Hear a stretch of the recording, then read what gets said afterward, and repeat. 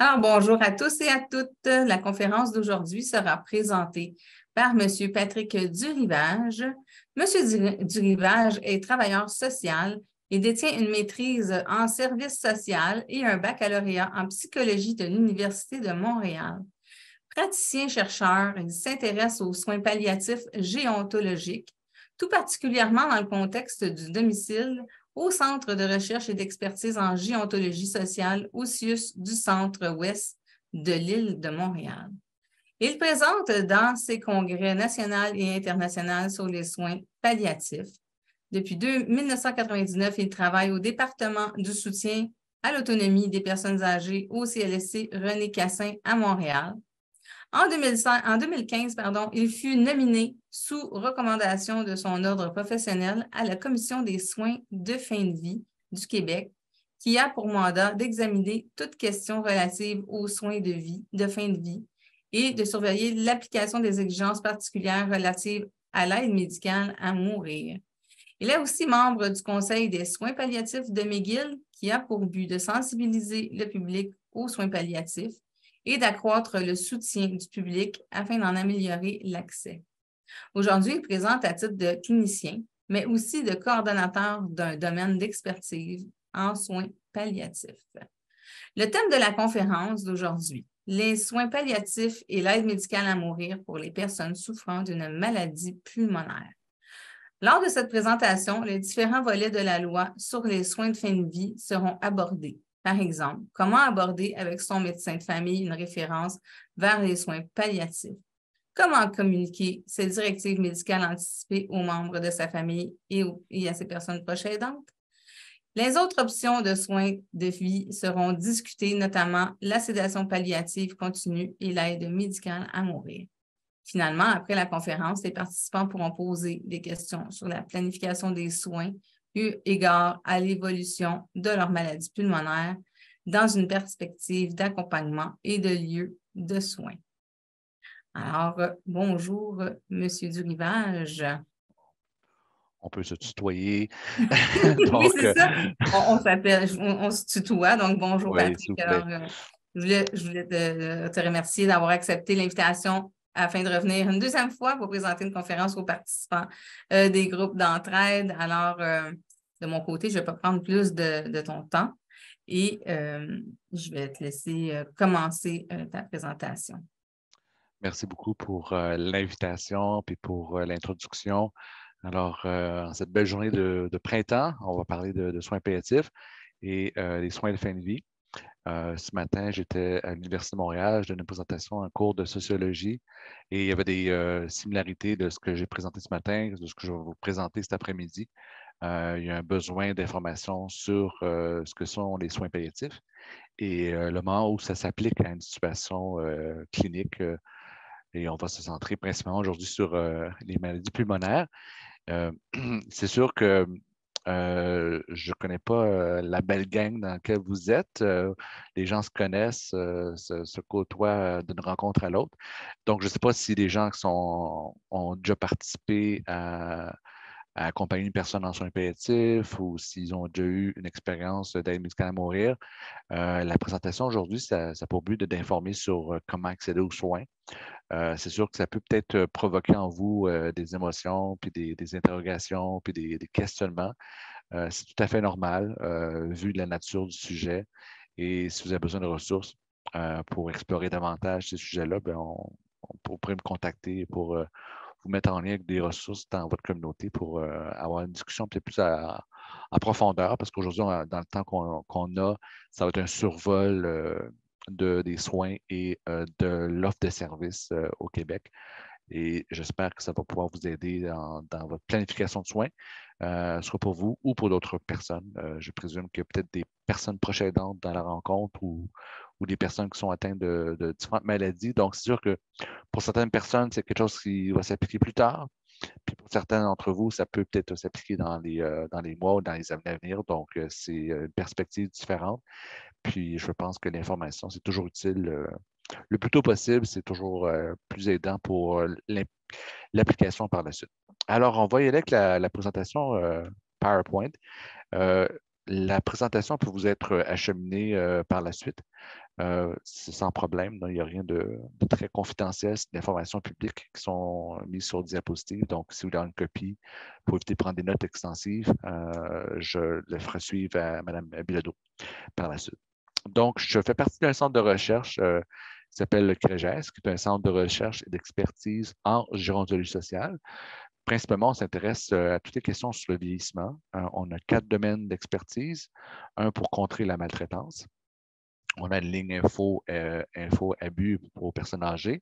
C'est une ligne provinciale. On a aussi un domaine d'expertise sur le vieillissement inclusif, diversité, santé et bien-être. Donc, regardez le vieillissement sur tous ses angles possibles et imaginables.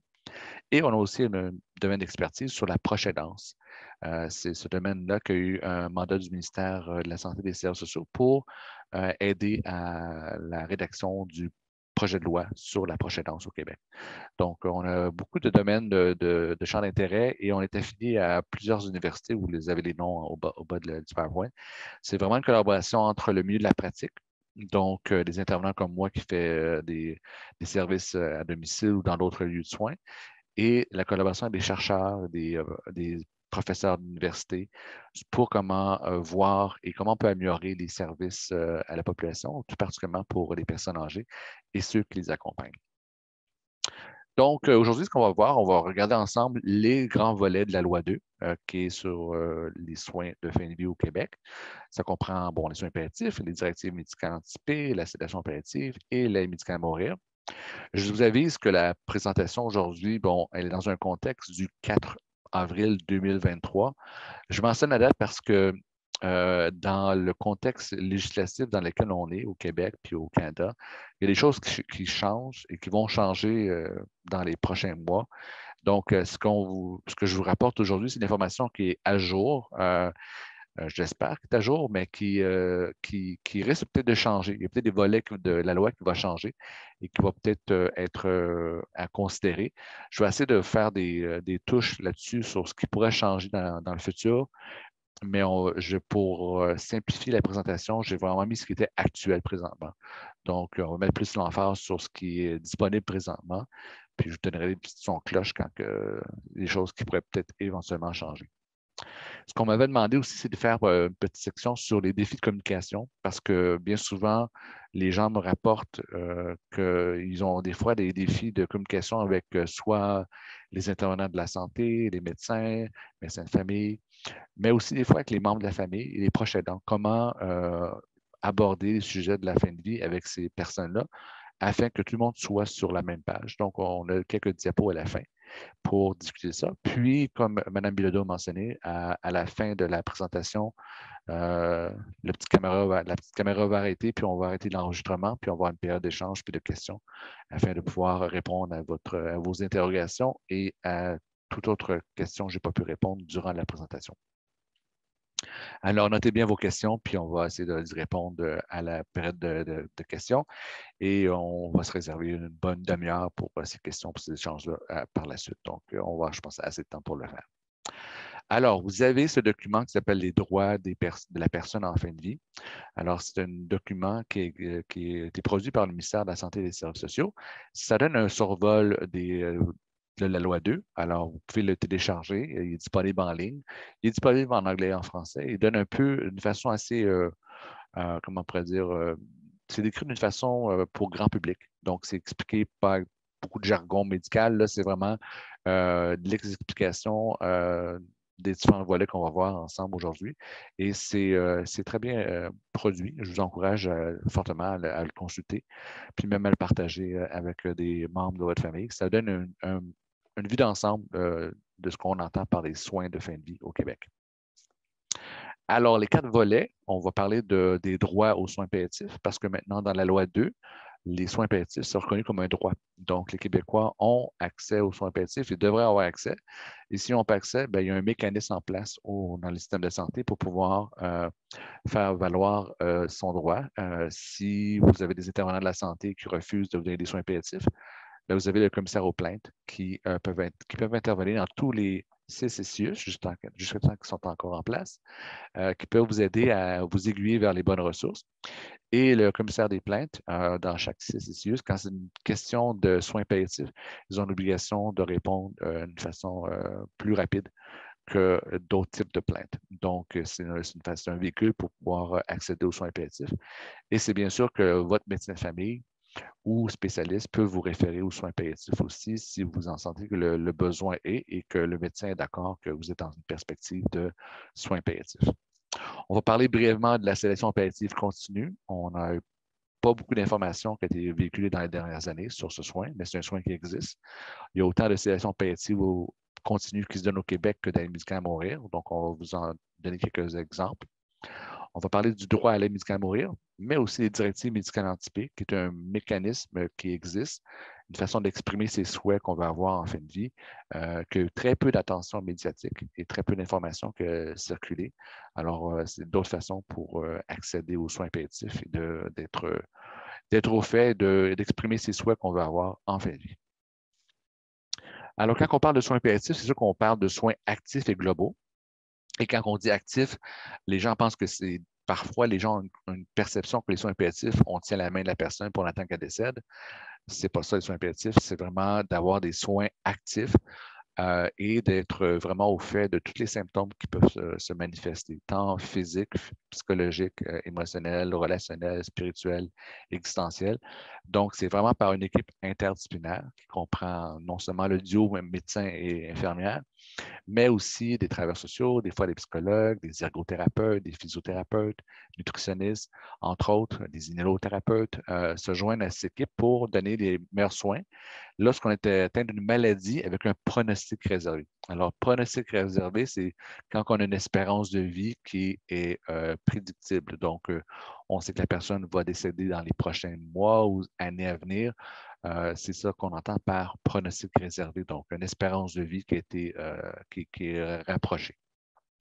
C'est sûr que les soins palliatifs ont pour but de soulager les souffrances sans hâter ni retarder la mort. Contrairement à ce que l'aide médicale à mourir a fait, l'aide médicale à mourir provoque la mort pour soulager des souffrances. Les soins palliatifs, c'est vraiment d'accompagner la personne et sa maladie jusqu'à la mort naturelle. Donc, on ne précipite pas, on accompagne et on soulage les symptômes avec les médicaments appropriés puis d'autres approches pour rendre la personne la plus confortable possible jusqu'à son décès. Donc, c'est vraiment la définition de soins palliatifs. C'est sûr qu'on a une attention particulière pour la personne qui est en fin de vie, mais aussi on a un souci pour les proches qui accompagnent en offrant du soutien durant la maladie et aussi durant la période de deuil, donc après le décès. Donc, tout ça rentre sous le parapluie de soins palliatifs. Les soins fin de vie, ce sont des soins qui ont été, c'est un terme qui a été introduit dans la loi 2, qui n'est pas défini dans la loi, mais ce qu'on entend par les soins de fin de vie, ce sont des soins palliatifs, donc la définition qu'on vient de voir, et l'aide médicale à mourir. Donc, on a englobé ces deux approches sous le thème soins de fin de vie. Donc, quand vous pensez à soins de fin de vie, vous pensez soins palliatifs et l'aide médicale à mourir. Donc, c'est un genre de grand parapluie qui comprend ces deux réalités-là. Vous avez, la sédation palliative continue. Alors, c'est un soin qu'on offre dans le cadre de soins palliatifs. Donc, la sédation palliative continue, c'est tout simplement, on administre des médicaments pour soulager la personne parce qu'elle a des souffrances qu'on ne peut pas répondre ou qu'on ne peut pas soulager autrement. Donc, il y a des fois qu'il y a des douleurs ou des nausées qui sont ce qu'on appelle dans le jargon réfractaires, donc qui ne répondent pas au traitement habituel. Et la personne est très inconfortable et on ne peut pas réussir à la soulager autrement. Donc, ce qu'on fait, on provoque un genre de coma artificiel jusqu'à son décès.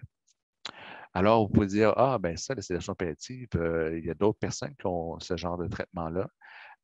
Oui, mais ce qui est nouveau dans la loi 2, c'est que maintenant, toutes les sédations palliatives continues sont enregistrées et le médecin doit faire une déclaration qu'il y a une sédation palliative. Donc, il y a un processus de vérification afin que la sédation palliative soit offerte dans les bonnes conditions et qu'elle soit expliquée. Donc, habituellement, quand on offre une sédation palliative continue, la personne a un pronostic, donc une espérance de vie de moins de 2 semaines. Et toutes les autres approches ont été essayées et il n'y a pas eu de résultat et la personne souffre encore. Donc, le médecin peut proposer à la personne de commencer une sédation palliative continue. Et si la personne est inapte et qu'elle ne peut pas répondre, un des proches ou une personne substitut peut consentir pour la personne pour la soulager et provoquer ce coma artificiel jusqu'à son décès. L'aide médicale à mourir, c'est un soin, encore, qui est inscrit dans la loi sur un soin qui consiste en l'administration de médicaments par un médecin à une personne qui est en fin de vie, puis à sa demande. Donc, la personne doit être apte à consentir. C'est dans le but de soulager ses souffrances, puis ça entraîne son décès. Donc, après l'administration de 3 médicaments, la personne décède dans l'espace d'à peine 10 minutes, le tout s'est produit.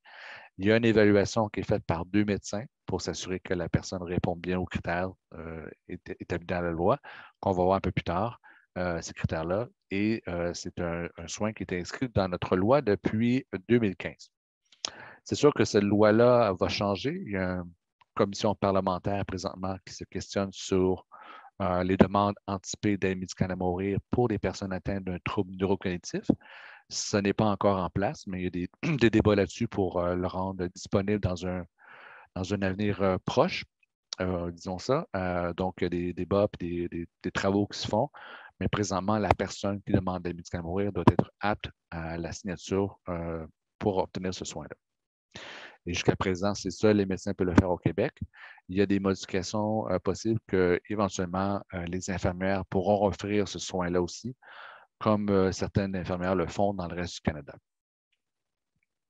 Alors, quand on parle des discussions qu'on a en fin de vie, c'est sûr que les moments cruciaux qu'on voit, c'est bien souvent au début, lorsqu'il y a un changement de perspective, lorsque la maladie évolue et que les traitements font moins effet. Des fois, on a des discussions pour amener le patient à réaliser, bon, on ne peut pas guérir votre maladie, il faudrait peut-être penser à avoir des soins palliatifs. Donc, les soins palliatifs sont offerts, bien souvent au Québec, sont offerts tardivement dans l'évolution de la maladie, mais ce qu'on essaie de recommander auprès des établissements de la santé, auprès des médecins, c'est de commencer l'amorce de soins palliatifs plus tôt dans l'évolution de la maladie, donc idéalement 1 an ou plus avant le décès de la personne, afin qu'elle puisse bénéficier de toute l'approche et de l'accompagnement des intervenants pour gérer les symptômes et s'assurer que la personne soit dans les mains des bons intervenants. C'est sûr qu'il y a aussi d'autres approches qui sont disponibles dans le Code civil. Il y a des cessations de traitement. On en parle très peu au Québec, mais il y a des patients qui peuvent aussi décider à un moment donné d'arrêter les traitements. Et ça peut être aussi une autre option qu'on parle très peu et que les médecins, des fois, ont de la difficulté à aborder, mais j'ai des personnes qui, suite à plusieurs lignes de chimiothérapie, on se dit là, ça va. C'est ma 3e tentative de chimiothérapie. Ça ne semble pas fonctionner, ça continue à évoluer. Je veux arrêter la chimiothérapie. Et ça, c'est une option qui est disponible, mais qu'on parle très peu. Même chose pour la dialyse. Il y a des patients qui refusent des fois la dialyse parce que ça fait trop longtemps qu'ils sont là-dessus. Et c'est sûr que dans la cessation de ces traitements-là, la mort va arriver plus tôt, mais c'est une option qui peut se produire. Et des fois, certains médecins l'offrent. Ça peut surprendre les patients, mais c'est aussi une possibilité de faire. Et des fois, on oublie que cette option-là existe.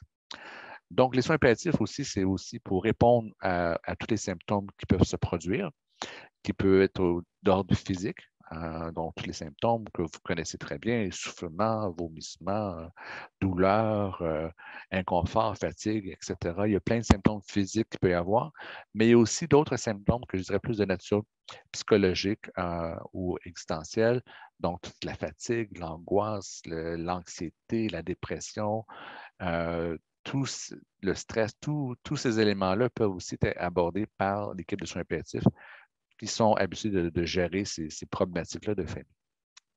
Dans les discussions qu'on a sur les soins de fin de vie, on parle bien souvent du lieu de décès où la personne veut décéder, mais aussi les lieux de soins.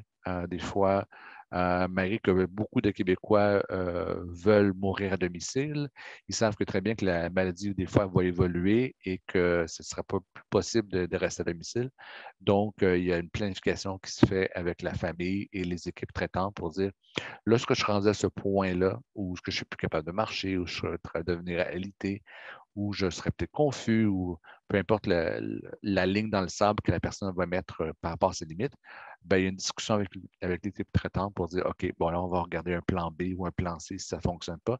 Et tout ça fait partie aussi des discussions qu'on peut avoir sur les soins infirmiers. Alors, l'aide médicale à mourir, on va voir les critères un peu plus bas. On a parlé un peu de la sédation palliative continue.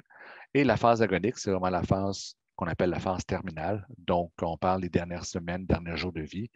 Ça fait partie aussi des discussions qu'on va avoir, qu'on informe les proches et la famille sur comment la maladie va évoluer et quelles sont les manifestations qui vont nous annoncer qu'un décès s'en vient.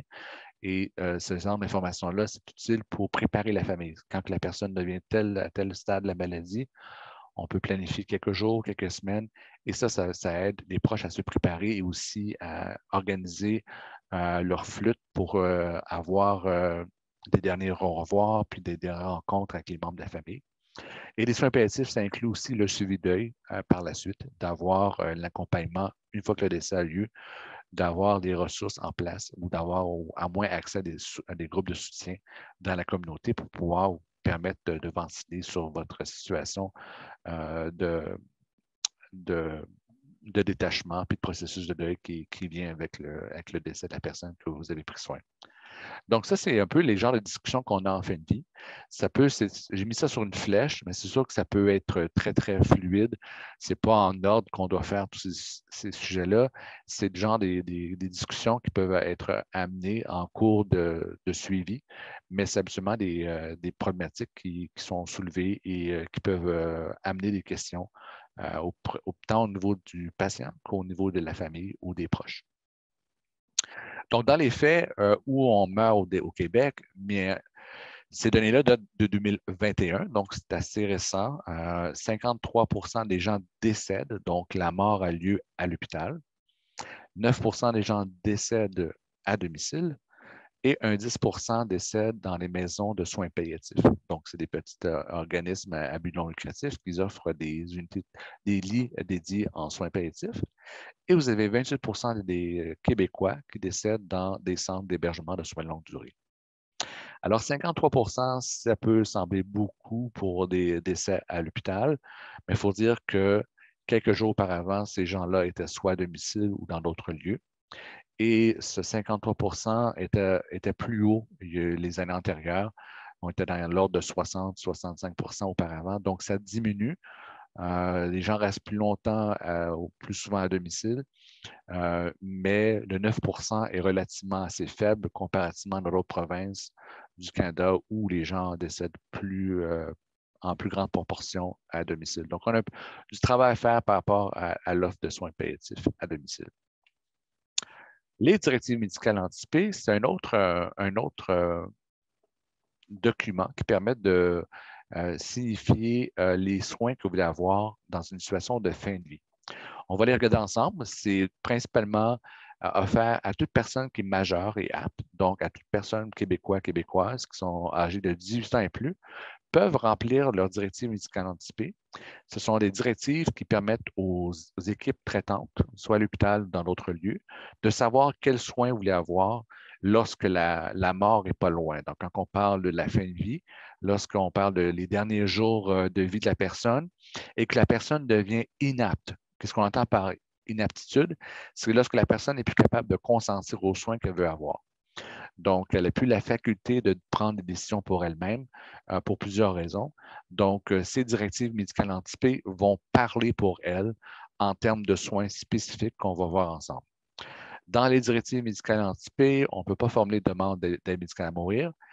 Ça pourrait changer avec le nouveau projet de loi qui est en cours, mais jusqu'à présent, on va regarder les types de contexte clinique et les types de soins qu'on peut consentir avec ces directives médicales anticipées. Ce qui est un mécanisme qui est tout à fait différent du mandat de protection et du testament. C'est vraiment un autre document qui est séparé et qu'on n'a pas fait beaucoup de publicité au Québec depuis 2015 là-dessus. Alors, quelles sont les conditions cliniques? Alors, pour que les directives médicales anticipées soient utilisées ou consultées, ça prend une condition médicale grave et incurable, donc la personne est en fin de vie, ou elle peut atteindre un coma qu'on juge irréversible. Elle peut avoir eu un accident d'auto, elle peut avoir, je ne sais pas trop, une chute ou peu importe qui peut causer de l'état végétatif. Ça peut être un accident, ça peut, je ne sais pas trop, la personne peut tomber dans une fait un plongeon, puis la moelle épinière se trouve fracturée, puis bon, on se retrouve dans un coma permanent. Et aussi, une personne peut avoir une atteinte cognitive très sévère, avancée, donc une démence de type Alzheimer ou un autre type de démence à un stade avancé, et que la personne ne soit plus capable de consentir aux soins et la fin de vie est autour. Donc, ça, c'est les conditions cliniques dans lesquelles la personne doit se retrouver pour signaler à l'équipe, OK, quand la personne est rendue à ce niveau de soins-là, c'est peut-être temps de regarder si elle a rédigé des directives médicales anticipées, puis voir quels soins qu'elle va avoir. Parlons de soins, regardons les 5 soins auxquels la personne peut consentir. Alors, dans une situation, la personne peut consentir ou refuser à avoir une réanimation cardiaque et respiratoire. Elle peut refuser ou accepter d'être sur une ventilation assistée, d'être sur un respirateur ou sur l'oxygène. Elle peut refuser ou accepter d'être sous la dialyse. Elle peut refuser ou accepter soit l'alimentation forcée. Donc, quand on parle d'alimentation forcée, on parle de gavage parce que la personne ne réussit plus à avaler par elle-même. Et aussi l'hydratation artificielle ou forcée. Donc, ces soins-là, dans un contexte de fin de vie, ne font que prolonger de quelques jours ou de quelques semaines la personne qui est en phase terminale, en fin de compte. Donc, ces soins-là, ça permet justement de prolonger de quelques jours afin que, je ne sais pas trop, un membre de la famille puisse visiter la personne, mais ce n'est pas les soins qui permettent de guérir la personne. Donc, ils ont quand même un impact important parce que si on arrête d'alimenter ou d'hydrater une personne, c'est sûr que la mort va venir dans les jours à venir, mais c'est des soins que les gens peuvent refuser ou accepter si c'est médicalement requis. Donc, si vous êtes pétant de santé, c'est sûr que ce n'est pas une discussion qu'on va avoir avec vous. C'est sûr qu'on va essayer de faire tout ce qui est possible pour vous sauver. Mais c'est dans une perspective de fin de vie. Je ne sais pas trop, vous êtes dans un accident auto très, très grave et qu'il n'y a plus de chance de survie pour vous. Alors, le médecin doit savoir s'il y a un problème cardiaque, est-ce qu'on réanime ou pas. Et ça permet de le rendre de façon plus claire, votre consentement aux soins. Et ça permet aussi d'éviter l'acharnement thérapeutique ou de garder une personne sur respirateur ou sur l'hydratation si elle n'aurait pas voulu ce soin-là. Donc, c'est un document qui est très important parce que ce document-là, une fois qu'il est signé puis qui est envoyé à la Régie de l'assurance maladie, fait foi de vos volontés en fin de vie et ça va être la voix qui va parler pour vous lorsque vous pourrez vous exprimer. Et ce document-là va avoir préséance sur tous les autres documents légaux que vous aurez remplis. Donc, tant le testament que le mandat de protection ou si vous êtes sur une tutelle publique ou privée, c'est ce document-là qui va faire foi sur les soins que vous voulez avoir dans les dernières semaines ou derniers jours de votre vie. Donc, ça permet de pouvoir vous exprimer et d'éviter d'avoir le fardeau de la décision sur les membres de la famille. Donc, c'est vraiment un document qui est important à considérer. Si vous avez une maladie chronique, je vous invite fortement à y penser, puis en discuter avec votre médecin pour voir les bénéfices et les pour et les contre de refuser ou d'accepter ces soins-là. Certaines personnes vont décider de consentir à tous les soins par considération religieuse ou spirituelle ou existentielle. Il n'y a pas de bonne ou mauvaise réponse. Il faut juste arrimer les soins que vous voulez avoir en fonction de vos valeurs. Donc, pour pouvoir obtenir ces soins-là, il faut aussi tenir en compte que ces soins-là sont disponibles habituellement dans une unité de soins intensifs. Ce n'est pas à domicile qu'on peut vous mettre sur respirateur, quoique il y a de l'oxygène à domicile qui peut être donné, mais d'avoir du gavage, d'avoir tout l'appareillage pour faire de la réanimation cardiaque, c'est sûr que c'est dans une unité des soins intensifs qu'on peut avoir ce niveau d'intensité médicale et c'est tout l'appareillage qui est autour qui permet de pouvoir maintenir une personne en vie. Certaines, c'est sûr, vont passer autre des soins intensifs, puis qui vont pouvoir récupérer et avoir une bonne qualité de vie, mais certaines personnes dans une perspective où malheureusement la condition est trop avancée pour une récupération, ces directives médicales-là sont intéressantes à pouvoir voir quels soins que vous voulez avoir quand vous ne pourrez plus vous exprimer. Juste un dernier point avant de passer à l'aide médicale à mourir. Ces directives médicales anticipées-là sont disponibles sur le site de la RAMQ. Si vous avez votre code clic Secure. Sinon, la façon la plus simple, c'est d'appeler la RAMQ au numéro de téléphone de la RAMQ et de commander vos directives médicales anticipées. Ils vous en envoient par la poste. Vous devez le remplir et 2 témoins doivent signer le formulaire. Et après ça, faites des copies et gardez-en une copie pour vous, une pour votre médecin de famille, un pour vos différents spécialistes et peut-être un ou 2 pour les membres de votre famille afin qu'ils soient au courant de vos directives. Parce que malheureusement, au Québec, très peu de gens se sont inscrits pour les directives médicales anticipées. Et ce n'est pas le réflexe de toutes les équipes traitantes de consulter les directives médicales. Mais vous savez qu'une fois que vos copies sont signées, envoyez le formulaire à la Régie de l'assurance maladie afin qu'il soit numérisé parce qu'il y a un registre provincial qui est informatisé. Donc, tous les médecins dans tous les hôpitaux du Québec peuvent consulter les directives médicales anticipées qui sont enregistrées au niveau de la RAMQ.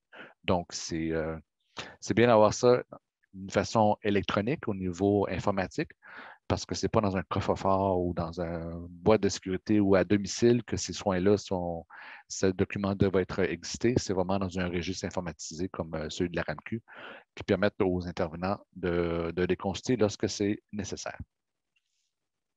L'aide médicale à mourir, je vous présente aujourd'hui une présentation vraiment, je dirais, simplifiée parce que ça peut être relativement complexe. Je vais essayer d'y aller d'une façon directe pour vous donner l'information telle qu'elle est présentement aujourd'hui. Ça risque, comme j'ai dit au début de la présentation, évoluer ou d'être modifié un peu avec la commission parlementaire qu'il y a au Québec, ainsi que le projet de loi au niveau fédéral pour ceux qui ont des problématiques de santé mentale. Mais présentement, ce que je vous présente, c'est ce qui est en cours au Québec dans les régions du Québec. Alors, l'aide médicale à mourir, au cœur de l'aide médicale à mourir, c'est sûr qu'il faut qu'il y ait une manifestation de souffrance, soit psychologique ou physiologique ou psychique. Donc, le cœur de demande d'aide médicale à mourir, c'est vraiment quand une personne qui est souffrante. La personne n'est plus besoin d'être en fin de vie pour demander l'aide médicale à mourir. Depuis le jugement Truchon et Gladue, excusez-moi, en 2019, le critère de fin de vie a été enlevé de l'équation pour demander l'aide médicale à mourir. Donc, une personne peut le recevoir 1 an, 2 ans, 3 ans avant son décès prévisible pour demander l'aide médicale à mourir parce qu'elle souffre. D'autres critères, c'est que la personne doit avoir une maladie grave et incurable. Donc, ce qu'on entend par maladie grave et incurable, c'est une maladie où il n'y a pas de traitement pour l'amener vers une guérison et qu'on peut prédire une espérance de vie dans les eaux de quelques mois, quelques années à venir. Et on sait que la personne n'aura pas une espérance de vie très, très grande eu égard de sa maladie. Donc, quand on parle de maladie grave, c'est qu'il n'y a pas de rémission possible ou pas de guérison possible. On s'en va vers un déclin qui éventuellement amènera la personne vers son décès. Pour être éligible à l'aide médicale à mourir, il faut être une personne adulte, 18 ans et plus, et il faut avoir une carte d'assurance maladie, ce qu'on appelle la 4AMQ, valide. Pourquoi on a mis ce critère-là? C'est parce qu'au Québec, on voulait éviter le tourisme médical pour recevoir l'aide médicale à mourir, comme qui se fait en Suisse ou dans d'autres pays. Donc, au Québec, on s'est dit, on a assez de prendre soin de nos Québécois, on garde ça au Québec simplement. Puis on ne voulait pas d'autres personnes de d'autres provinces venir au Québec au début, lorsque c'était offert en 2015. Donc, on a restreint ça à des gens qui ont une carte d'assurance maladie valide. Si vous n'avez pas une carte, si votre carte de maladie est expirée, les équipes à votre chevet peuvent vous aider à faire une démarche auprès de la RAMQ pour vous avoir une carte, un numéro temporaire pour pouvoir accéder. C'est tout simplement ce qui est important de se souvenir dans ce critère-là, c'est pour éviter le tourisme médical. Si vous êtes résident du Québec depuis plusieurs années et votre carte est expirée, vous êtes toujours éligible à l'aide médicale à mourir. Il y a des démarches que les équipes doivent faire au niveau de la RAMQ pour s'assurer que tout est conforme. mais ce n'est pas le plus gros critère important. La personne, quand elle fait une demande d'aide médicale à mourir, doit être apte à consentir, donc elle a les facultés intellectuelles de savoir de quoi on s'embarque. C'est sûr que dans l'aptitude à consentir aux soins, il y a des critères qui ont été établis par la jurisprudence qu'on appelle les critères de la Nouvelle-Écosse. C'est la personne est capable de comprendre la maladie qu'elle a, les symptômes qu'elle a, de comprendre les pour et les contre des traitements qu'on peut lui offrir pour réduire sa souffrance et de pouvoir absorber l'information, l'intégrer pour elle-même et faire un choix éclairé avec la connaissance qu'elle a. Donc, cette capacité d'attitude-là est importante pour pouvoir demander l'aide médicale à mourir. Ce critère-là est valide aujourd'hui. C'est sûr qu'il y a un débat présentement pour les demandes anticipées d'aide médicale à mourir, mais ça, on en parlera un peu plus tard si le temps nous permet. Un autre critère qui est important, c'est que la personne doit avoir un déclin avancé et irréversible. Donc, ce n'est pas en début de maladie qu'une personne peut demander de l'aide médicale à mourir. Il faut qu'il y ait des pertes d'autonomie et que la maladie soit engagée, avancée pour pouvoir être éligible à l'aide médicale à mourir. Donc, dans l'ensemble, vous avez ces critères-là. Ce sont les 5 critères importants. Donc, ce qu'il faut retenir, c'est qu'on n'a plus besoin d'être en fin de vie ou en phase terminale pour demander l'aide médicale à mourir. Ce sont les critères qui vous permettent d'être éligible. Ces critères-là sont évalués par 2 médecins. Donc, il y a 2 médecins qui vont faire 2 évaluations indépendantes pour s'assurer que c'est votre demande et que vous êtes bien au courant de ce qui se passe.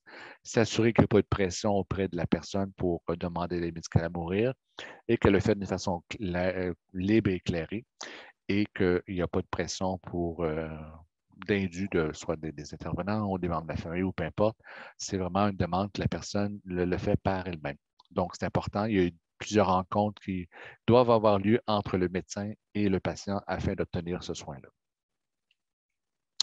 Au niveau canadien, il y a eu des modifications qui ont été faites au niveau du code criminel pour permettre l'aide médicale à mourir dans le reste du Canada, mais aussi pour au Québec, parce que le code criminel s'applique aussi même au Québec. Donc, dans la version que vous voyez à votre gauche, dans la colonne grise pâle, vous avez la version initiale qui est en 2016. Donc, c'est sensiblement les mêmes critères qu'au Québec. La personne doit être engagée dans une mort qu'on appelle naturellement prévisible. Et les mesures de sauvegarde au Québec et au Canada, ce sont les mêmes. 2 médecins indépendants. Et dans la version originale, il y avait une période de 10 jours que la personne devait attendre entre la demande d'aide médicale à mourir et son administration. Ça, c'était au début. Et la personne devait être apte à consentir pour avoir l'aide médicale à mourir jusqu'à la fin.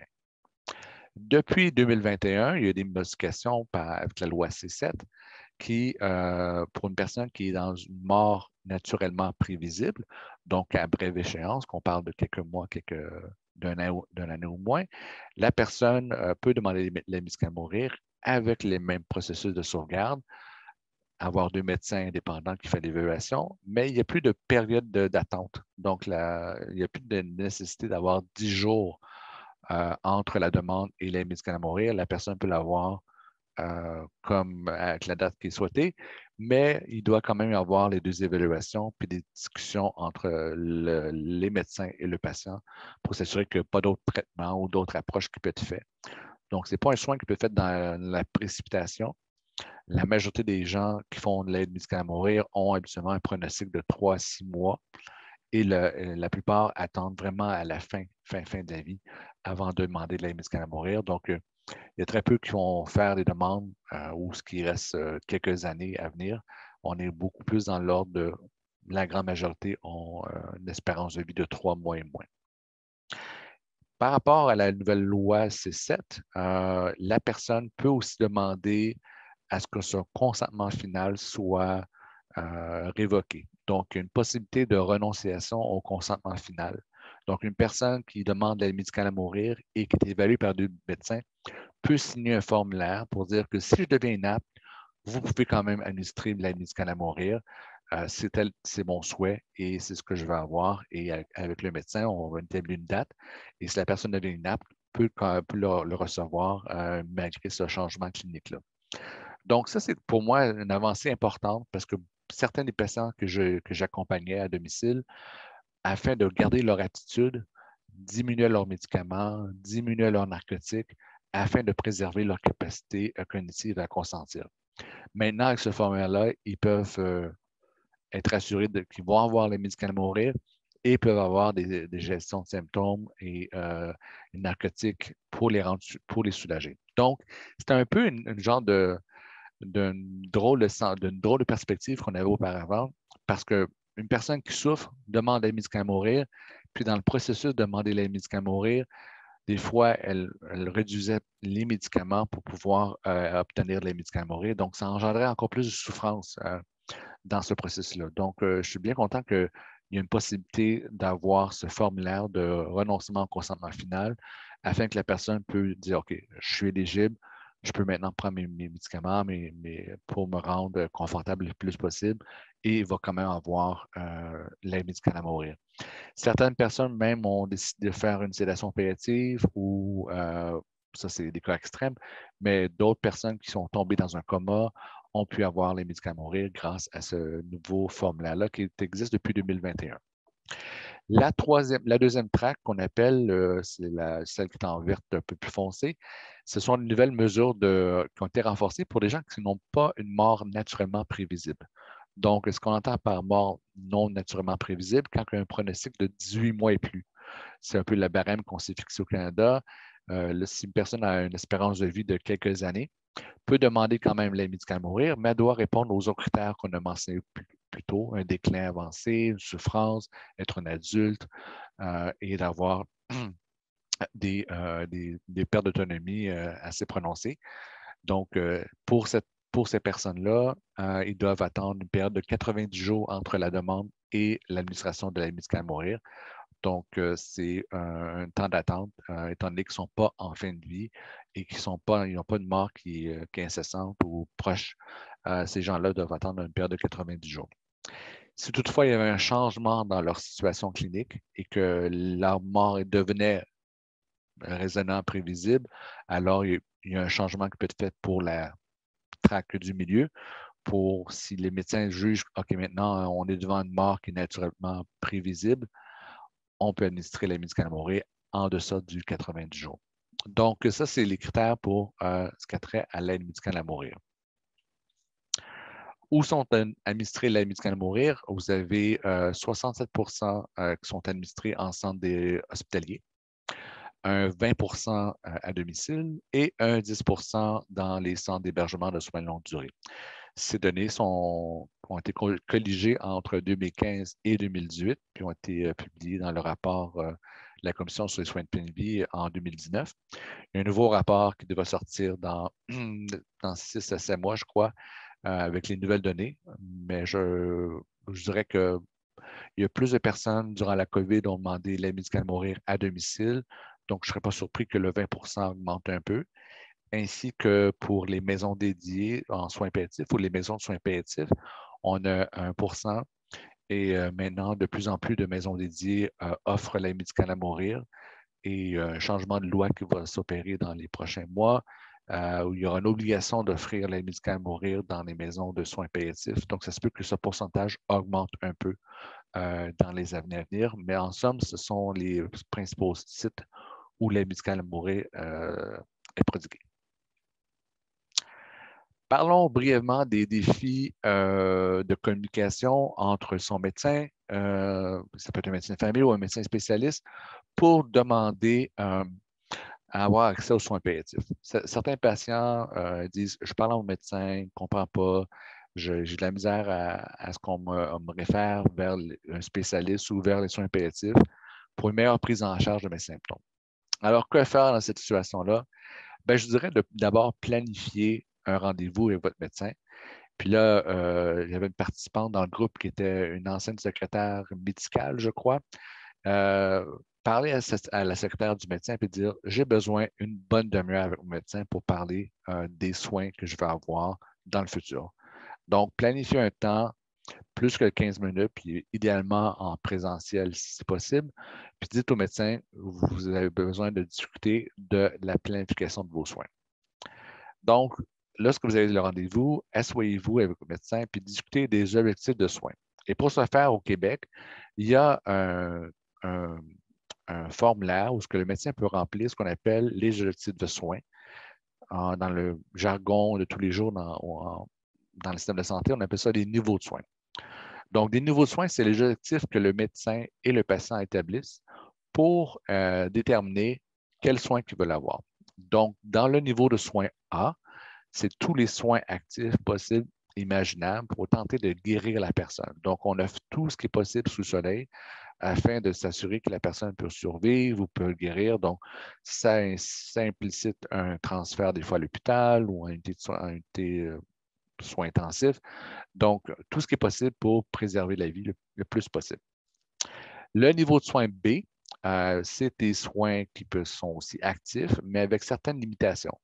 Donc, dans le niveau de soins B, des fois, le médecin de famille va dire ben, Monsieur Tartampion, vous avez une condition cardiaque tellement fragile que la prochaine crise cardiaque que vous avez pourrait vous emporter, ou si ça ne vous emporte pas, vous allez risquer d'avoir des séquelles très sévères et vous serez possiblement même dans une situation d'incapacité, vous ne pourrez pas prendre des décisions par vous-même.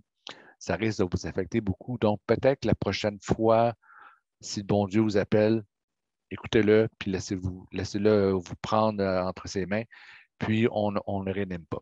Donc, ça peut être un niveau de soin B.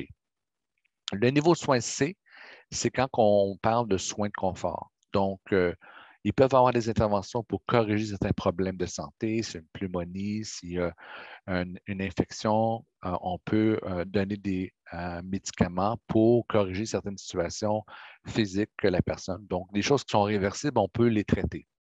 Mais en tant que tel, on sait que la maladie qui est sous-jacente, que ce soit un cancer, une maladie chronique, va continuer à évoluer. Et ça se peut que ce qu'on vise, c'est vraiment plus le confort que d'espérer une guérison. Le niveau D, qui est beaucoup plus facile à comprendre, c'est vraiment quand on est dans une situation de fin de vie ou de soins palliatifs. Le niveau D, c'est on donne les soins de confort seulement, même si ça peut des fois rapetisser l'espérance de vie. Donc, on vise davantage la qualité de vie que la quantité de vie dans un profil de ce qu'on appelle le niveau de soins D. Donc, en somme, le niveau A, c'est facile, c'est tous les soins possibles et imaginables. Le soin D, c'est aussi facile. On parle d'une situation d'une personne qui est en fin de vie, en soins terminaux, où le confort est plus important, donc on y va plus pour des soins de confort. Le B, c'est plus limité, et le C, on parle vraiment plus de soins de confort, qui, en somme toute, peut être des soins palliatifs avec quelques interventions médicales qui peuvent être faites pour soulager les choses qui peuvent être réversibles. Donc, ce sont les grandes catégories que le médecin et le patient peuvent déterminer ensemble. Si votre maladie continue à évoluer, il se peut que vous décidiez avec votre médecin que vous êtes dans une situation de niveau de soins C. Le niveau de soins C, ça peut être offert à domicile dans tous les milieux de soins. Les niveaux de soins B et A, c'est plus en centre hospitalier ou dans les soins qui nécessitent des équipes plus interdisciplinaires avec certains équipements. Donc, ça a un impact sur le lieu de soins où vous pouvez avoir des soins. Donc, c'est une discussion que vous devez avoir avec votre médecin parce que c'est vraiment le seul médecin qui peut déterminer avec vous le niveau de soins dans lequel vous êtes en fonction de l'évolution de votre maladie et des autres pathologies qui viennent interférer votre qualité de vie.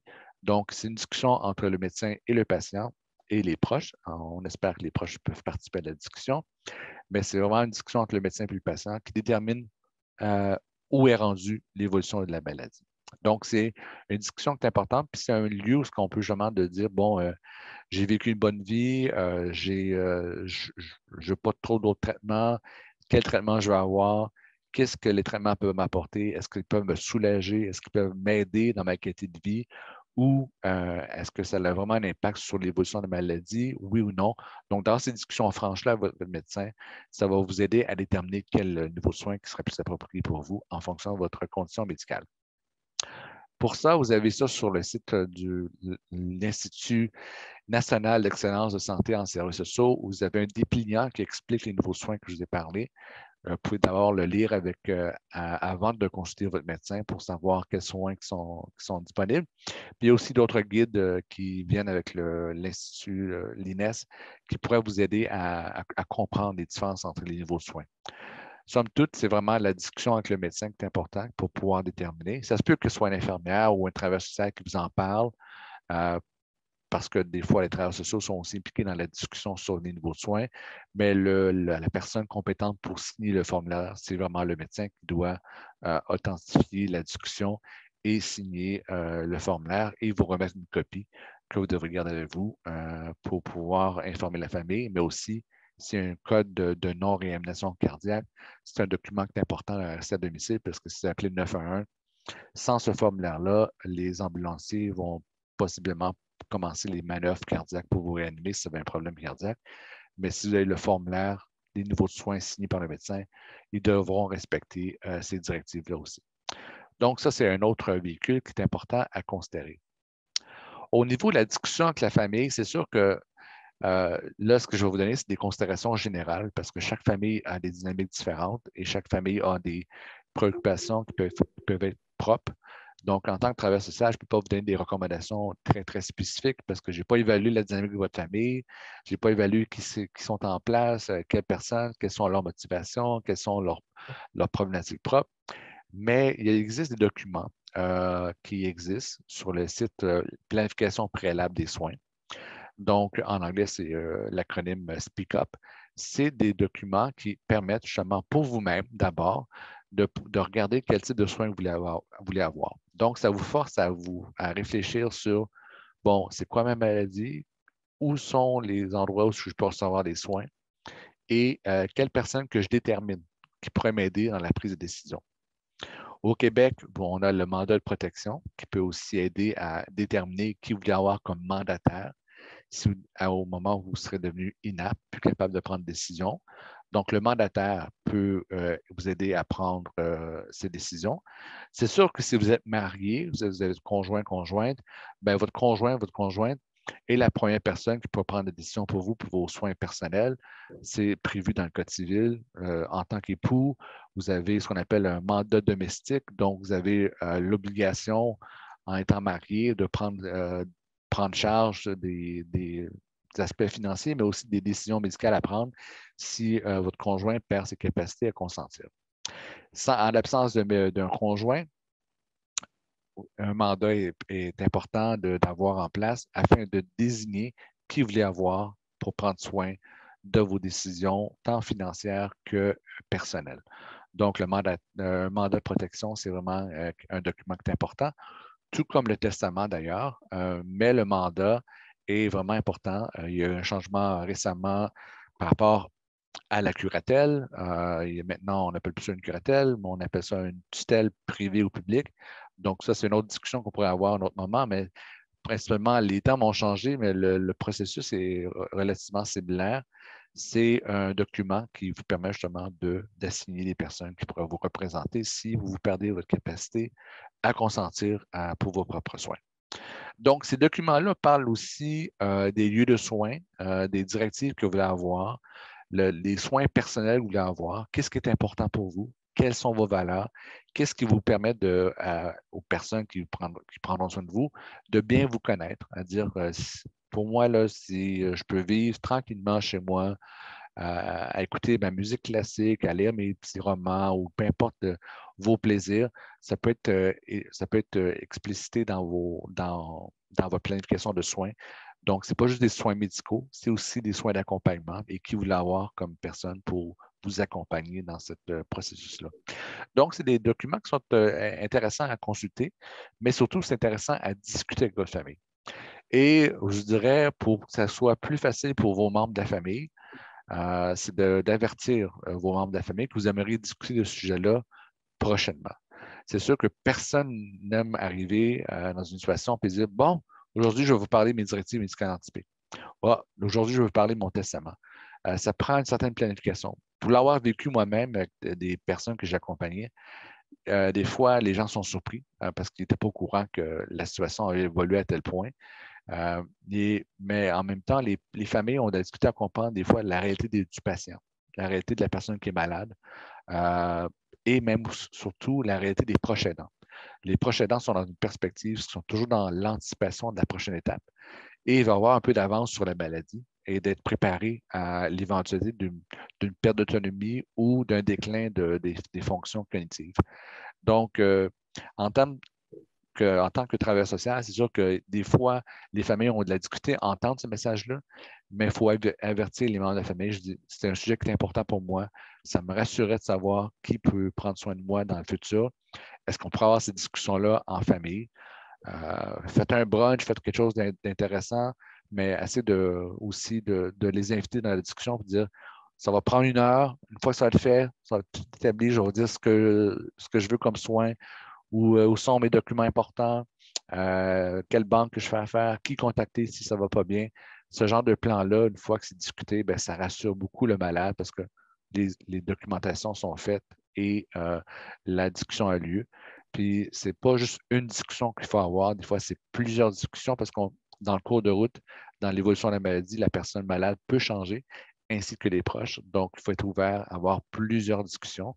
Et je donne d'ailleurs pour d'autres conférences sur ce sujet-là, où dans la planification de soins, c'est plusieurs discussions qui sont nécessaires pour atteindre un niveau de consensus où tout le monde est d'accord sur les soins à donner à la personne qui est malade.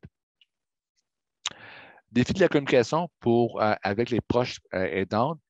C'est sûr que maintenant au Québec, on a une politique nationale sur la proche aidance qui permettent aux proches de s'identifier comme proches, donc de reconnaître que les proches sont aussi des partenaires dans les soins.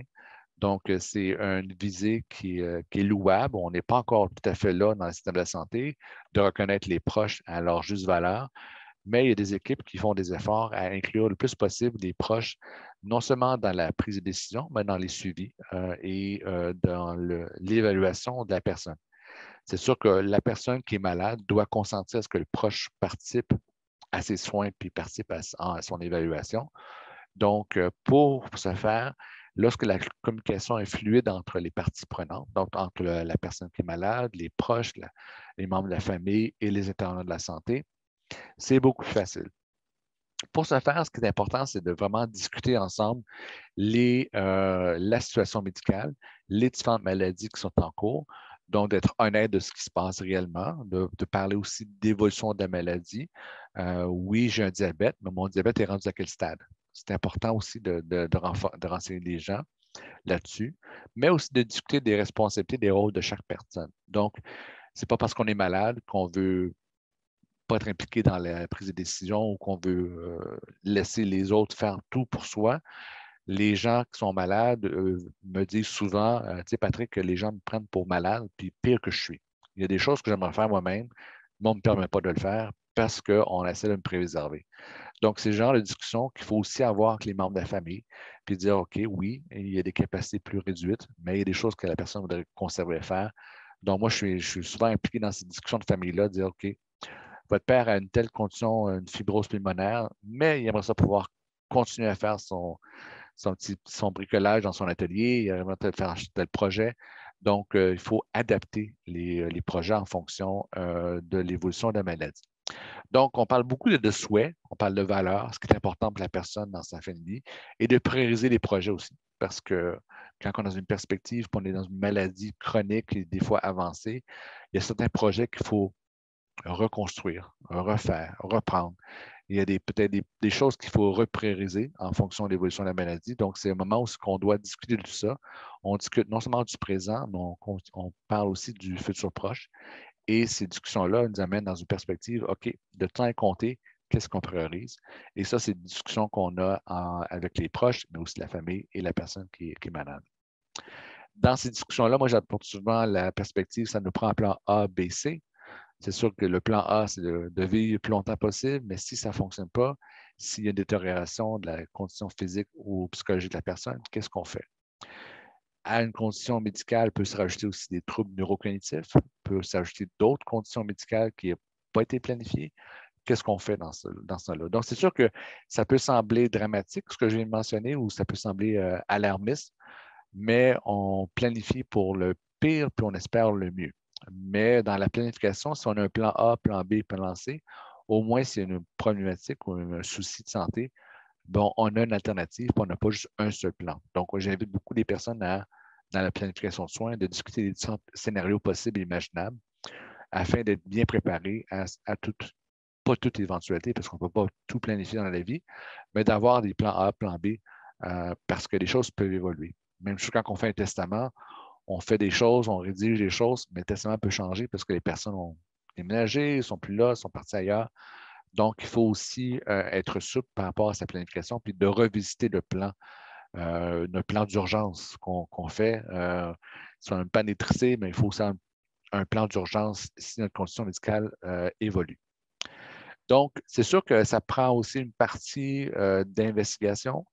Quand on est diagnostiqué avec une nouvelle maladie, c'est le choc, c'est le déni, c'est l'incompréhension, mais pour être un patient partenaire, il faut aussi s'éduquer sur la maladie, sur les traitements, sur ce qui est disponible, avoir plusieurs discussions avec son médecin de famille, avec ses spécialistes, le pharmacien ou d'autres intervenants qui peuvent vous aider à comprendre où est rendue votre maladie et qu'est-ce qui pourrait être bénéfique. Donc, c'est sûr qu'il ne faut pas consulter Dr. Google, ce n'est pas le meilleur médecin qui existe au monde. Il faut vraiment consulter les bons spécialistes et ça, le médecin de famille peut vous aiguiller vers les bons spécialistes. C'est sûr que dans la planification de soins, on parle beaucoup d'accompagnement, qui on veut avoir à son chevet, où on va avoir les soins. Donc, j'utilise beaucoup l'analogie dans votre dernier voyage. Vous êtes dans votre dernier chapitre de vie. Il vous reste peut-être 5, 10, 15, 20 ans à vivre. Qui vous voulez avoir auprès de vous? Qu'est-ce que vous voulez faire comme projet? Et on passe beaucoup de temps à discuter de la qualité de vie, pas juste du mourir et de la mort, mais on parle aussi beaucoup de ce qui est important, ce qui nous fait plaisir, ce qui nous aide à augmenter notre qualité de vie. C'est des discussions qu'on a, puis ça, ces discussions-là, elles se continuent jusqu'au dernier jour de la vie. Qu'est-ce qui nous permet à ce moment-ci d'avoir la meilleure qualité de vie possible? Et c'est ce qu'on discute dans nos accompagnements qu'on fait à domicile.